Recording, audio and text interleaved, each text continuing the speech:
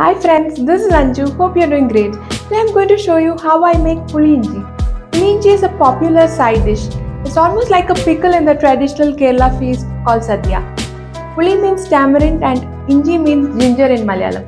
So this roughly translates to tamarind ginger or probably sour ginger. This dish is known by different names across Kerala like Puli Inji, Inchi Puli, Inchan Puli, Inchi curry, etc. There are different variations in the way it is made across different places.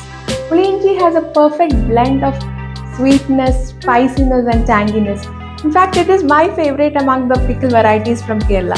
Usually, I am not a huge fan of pickles, but I love Puli Inchi, probably because it has some sweetness. Today, I shall show you how I make Puli Inchi. I'll also be sharing some tips of how to make Puli Inchi faster than the usual method. So let's check out the recipe. For making Puli Inchi, I would be using fresh ginger. I have washed and peeled the ginger. This is about 200 grams of peeled and cleaned ginger. I have sliced it into fairly uniform sized pieces and have spread it on a ceramic plate. The plan was to use my microwave, but just as I was about to start the microwave, the power went off. It has been raining heavily, so I'm not sure when it is going to be back. I'm just skipping the microwave part and just going to fry it in my cast iron pan. Into the pan I'm pouring about 4 tablespoons of coconut oil. The oil is heated and I'm adding the sliced ginger. I'm going to fry it on medium flame till it is golden brown. This procedure gets much faster if done in the microwave. I shall explain to you while I fry the ginger. If using the microwave, keep the ginger slices for about 4 to 5 minutes in the microwave, giving a mix in between. When we do that, what happens is that all the water content in the ginger would get reduced, and then we can proceed with the same process of frying. We would be able to save around 15 minutes of cooking time that way. However, we would still be frying it in the oil even then. We wouldn't need this much oil for frying in that case though. The rest of the procedure would be same. It has been some time, the ginger has become brown in color. This is the right stage. It shouldn't get burnt. I'm removing the ginger pieces from the pan and allowing it to cool. It has been some time and the ginger has cooled very well. I'm transferring it into a grinder jar. I'm grinding it into a coarse texture and keeping it aside. Now we shall proceed with the cooking. On a pan I am adding in about 3 tablespoons of coconut oil. Once the oil gets heated, I am adding in half a teaspoon of mustard seeds.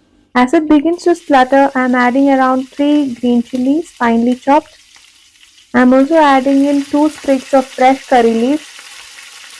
Let it fry for a minute. Then I am adding in 2 dried red chillies. You may increase or decrease the quantity of chillies used according to your spice tolerance. Fry everything for a while and then we'll switch off the flame to add the spices.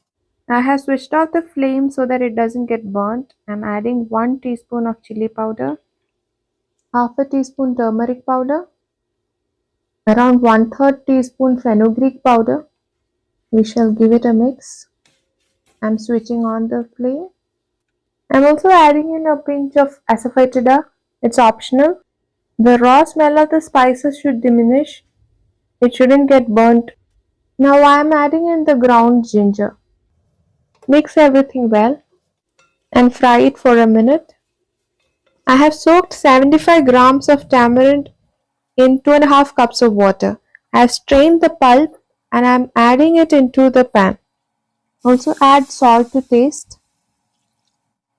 Mix well and allow it to come to a boil. Let it simmer for a few minutes. Now I am adding in half a cup of powdered jaggery. Stir it well. Let it dissolve completely. Allow the mixture to come to a boil. Cook it on low flame for around 5 to 6 minutes once boiled, and then let it reduce and bring it to your required consistency. Puli Inji is supposed to be thick and not too flowy. It should not flow off the banana leaf when served. Even after we switch off the flame, it would thicken slightly as it cools. So keep that in mind while reducing it. It has been a few minutes and it has reached the right consistency. It's thick enough. I'm switching off the flame. Our super yummy puli inji is ready. It is spicy, hot, sweet and tangy. Once cooled, you may transfer it into an airtight jar and it would stay good for months. So guys, hope you like this recipe.